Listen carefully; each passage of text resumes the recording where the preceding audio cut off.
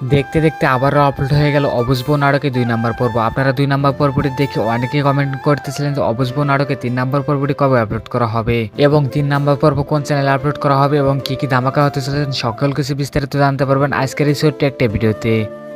So ভিডিওটি না কেটে পুরো ভিডিওটি দেখতে থাকুন। সো হ্যালো গাইস, কেমন আছেন সবাই? আশা করি আপনি সবাই অনেকেই ভালো আছেন। বর্তমান সময় ইগল টিমের সব থেকে জনপ্রিয় একটি নাটক হচ্ছেন অবুঝবো নাটকটি। আপনারা তো ইতিমধ্যে প্রথম পর্বটি দেখে ফেলেছেন। আপনাদের কাছে প্রথম পর্বটি কেমন লাগছে অবশ্যই কিন্তু কমেন্ট বক্সে জানাবেন যে আপনাদের কাছে প্রথম পর্বটি কেমন লাগছে। আমি প্রথম পর্বটি দেখছি, আমার কাছে বেশ ভালোই লাগছে।